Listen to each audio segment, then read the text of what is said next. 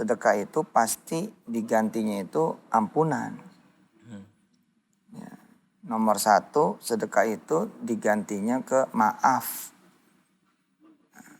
Tapi apakah derajat ampunan dan maaf itu jadi jauh lebih kecil daripada apa yang menjadi hajat dan keinginan kita?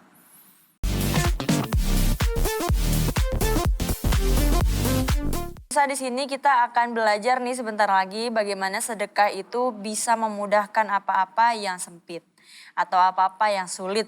Bisa meluaskan apa-apa yang kelihatannya kecil, sempit, nggak muat gitu ya. Jalan jadi terbuka, kemudahan jadi ada terus gitu. Rezeki juga jadi ngalir terus. Ya seperti testimoni dari para narasumber kita nih pemirsa yang mengalami episode kesulitan, kemudian ketemu sedekah, ternyata itu bisa menjadi titik balik atau menjadi jalan di mana rezeki itu terbuka seluas-luasnya. Baik kalau gitu kita di sini sudah ada bintang tamu nih pemirsa. Sama kurang lebih ceritanya seperti narasumber yang lainnya, tapi kan episode kesuksesan orang beda-beda nih pemirsa. Ya kan, bagaimana sih awalnya meniti sebuah usaha, kemudian bangkrut, meniti lagi, gagal lagi, sampai akhirnya bisa sukses seperti saat ini. Kalau gitu kita langsung aja sapa bintang tamu kita. Assalamualaikum Pak. Waalaikumsalam. Panggilan apa Kang Asep? Kang Asep boleh Ustaz. Asep ya. Asep Saifullah. Ya dari mana nih kita mengawali cerita pagi ini? Saya ingat banget waktu tahun 2011 kalau tidak salah saya pernah ke rumah Ustadz ke Tangerang malam-malam ke Darul Quran. Itu tuh setelah saya mengikuti seminar Ustadz di Jakarta. Habis itu saya pengen sama kakak, kebetulan kakak punya hajat pengen nikah. Saya juga punya hajat juga.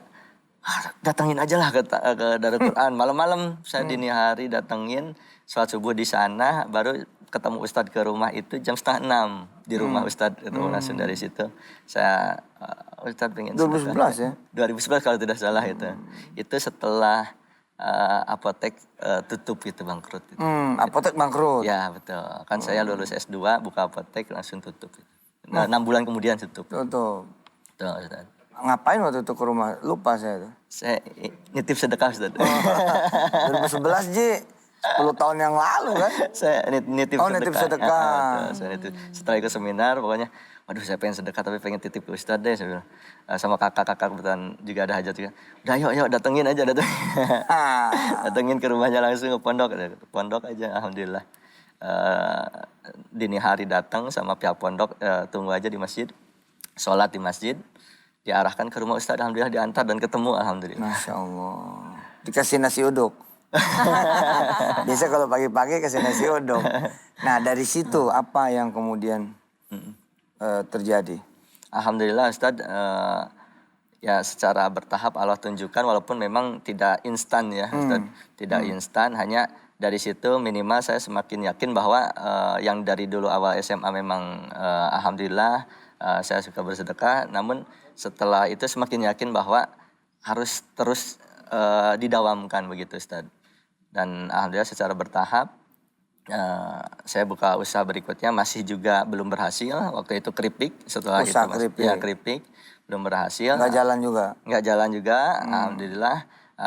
Setelah itu mulai mempraktekkan ilmu yang dipelajari digital marketing dari Pak Ali Akbar. Karena sepertinya waktu itu Ustadz sama Pak Ali Akbar juga seminarnya.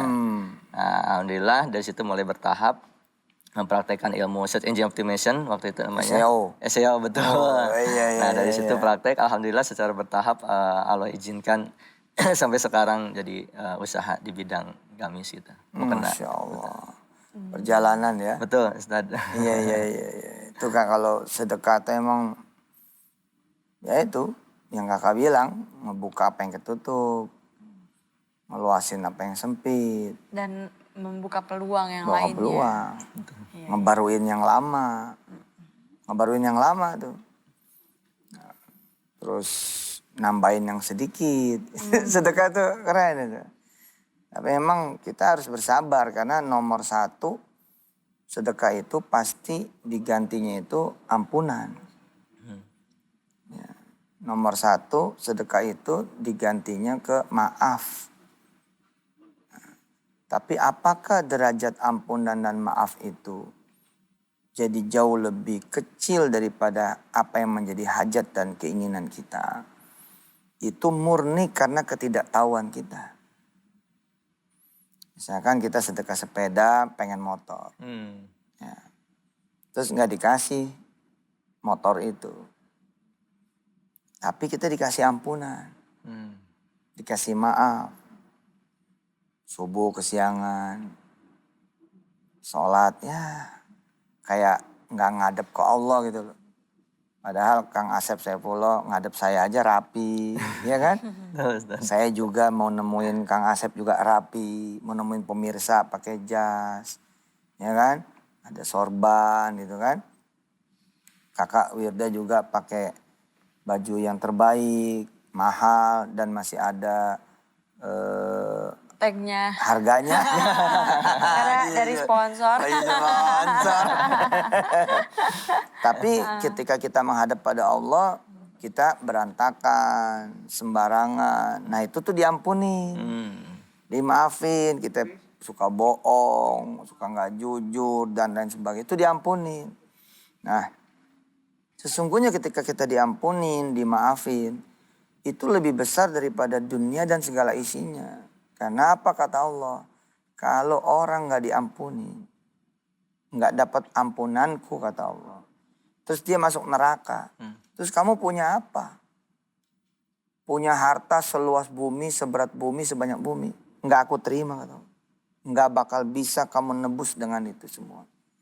Terus kamu ngerayu aku lagi. Dengan nambahin nih punya lagi satu bumi yang lain. Tetap nggak bakal bisa nebus. Nah. Sedangkan sedekah itu pahala yang paling gede mendatangkan ampunan dan maafnya Allah. Jadi selain mendatangkan ampunan dan maafnya Allah yang nilainya nggak kira-kira. Karena Allah bilang dengan sedekah itu menutup pintu api neraka. Ya, menutup neraka, memadamkan api neraka. Memadamkan juga murkanya Allah. Gitu. Terus apa lagi? Ya kita dapat ridho Allah. Kalau udah Allah redho, apa sih redho itu? Seneng. Apa sih redho itu? Suka. Ya kalau udah seneng, Allah udah suka, balik lagi seneng, balik lagi suka, beres lah urusan itu. Apalagi berkah. Orang berkah itu, Masya Allah. Entahlah kapan-kapan episode kita kupas satu-satu ya. Nah yang tidak kalah menarik adalah kejutan. Gitu. Nah, Sedekah mendatangkan kejutan. Kejutan yang membahagiakan gitu loh dari keyakinan kita. Nah kita coba dengar cerita Kang Asep ya soal anak. Wah, tahun 2011 datang sedekah dan memang beliau sebelumnya sudah memang ahli sedekah. Terus datanglah hal-hal yang membuat hidupnya lebih bahagia lagi. Silakan Kang Asep. Baik Ustadz, jadi saya menikah tahun 2012. Tahun 2012, kemudian tahun 2013 juga belum dikaruniai, belum dikasih amanah sama Allah anak. Dan saya coba tes, ternyata hasil tes medis itu adalah ada kelainan varikokel namanya Ustadz. Varikokel. Dan pihak dokter merekomendasikan untuk operasi. Nah, pada saat itu saya diskusi sama istri, pokoknya saya tidak mau operasi gitu. Karena efeknya itu panjang. Karena saya ke 3 dokter di Klaten dan lain sebagainya. Nanti efeknya tuh panjang 2 tahun tuh kemungkinan belum bisa. Bener. Gitu. Bener. Dan kedepannya akhirnya ya sudahlah nggak usah operasi. Dan saya cari alternatif lain diantaranya yaitu sedekah gitu Ustaz. Apa sedekah yang dilakukan? Saya menyekolahkan anak yatim. Masya Allah. Buat pemirsa tahu ya kalau orang divonis sebenarnya sih itu ringan sih varikokel itu, tapi karena menjadi penyebab nggak punya anak dan kalau terlambat menyadari itu bisa 10 tahun nggak punya, 15 tahun nggak punya dan belum tentu selesai, ujung-ujungnya bayi tabung. Nah kalau udah cerita bayi tabung bisa 1 mobil tuh, bisa harga 1 mobil tuh gitu. Nah ini nggak terlambat 3 tahun, tapi beliau memilih jalan sodako. Nah, apa yang terjadi setelah sedekah? Alhamdulillah beberapa bulan kemudian saya mendapat informasi istri mengandung gitu. Isi Hamil? Gitu. Ya. 2015 berarti? 2014. 2014. Saya kaget juga. Wah, alhamdulillah kaget dan alhamdulillah juga tentunya sambil nangis juga Kok sih. bisa gitu ya? Ya nangis juga di depan dokter, saya nangis berkaca-kaca gitu dan akhirnya waktu itu saya memang nggak tes dulu sih, nggak tes kondisi saya seperti apa. Udah alhamdulillah sampai melahirkan.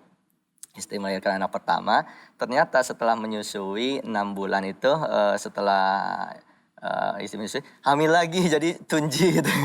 Oh. Anak kedua lagi alhamdulillah Allah kasih amanah lagi karena saya mikirnya udahlah nggak usah pakai apa-apa. Kalau sekarang kita 3 tahun nunggu dan akhirnya kasih amanah lagi, anak masih 6 bulan udah isi lagi. Nah dari situ saya penasaran Ustaz, saya penasaran tes yuk ke dokter yuk. Tes ke dokter dicek lagi, alhamdulillah atas izin Allah pas dicek varikokelnya nggak ada Ustaz. Yang menghalangin Iya, betul. hamil tuh nggak ada. Ya, varikokelnya ada. Saya sampai penasaran ke dokternya, dok, tolong dong cek tahun kemarin hasil labnya sama tahun ini bandingin. Betul, tahun kemarin ada, alhamdulillah atas izin Allah. Tahun ini nggak ada gitu, pas dicek itu. Padahal tidak ada pengobatan yang dilakukan. Ya, betul. Wah, berarti selain kejutan kesembuhan juga ya. Iya, kesembuhan juga loh bener. Varikokel sih sebenarnya bukan penyakit juga, Kak. Betul, betul. Bukan penyakit juga. Dia apa ya? Ya penghalang aja gitu. Nah, kalau kita bawa ke definisi riski yang lebih luas, kita punya dalam tanda petik varikokel yang lain gitu loh. Misalkan kita mau buka usaha, nggak ada modal. Benernya bukan modal itu nggak ada gitu loh. Tapi ada varikokel modal nih. Yang menghalangi hadirnya modal. Iya. Kita jualan kok nggak ada pembeli. Nggak ada pembeli gimana? Orang di luar orang seliweran 24 jam kok depan warung kita istilahnya gitu kan. Betul. Atau orang berselancar di online. Kenapa pada kagak ada yang mampir? Ada sesuatu nih. Varikokel barang. Varikokel jualan gitu kan. Apalagi misalkan ilmu kok merasa bodoh banget ya. Nggak kena-kena, nggak tembus-tembus, nggak bisa-bisa, nggak pinter-pinter. Lah bukan berarti nggak bisa, Allah maha mengajar kan. Nah, ternyata ada varikokel ilmu misal gitu. Apa aja sih Kak, termasuk jodoh misalkan. Ada varikokel jodoh. Gitu. Ya itunya dulu dihilangin dan menghilangkan itu bisa dengan sodako. Dan ini kan bukan satu dokter ya. Betul. 3 dokter ya. Iya, dokter. Ya Allah. Bener-bener clear nggak ada. Betul, alhamdulillah atas izin Allah. Luar biasa, alhamdulillah ya.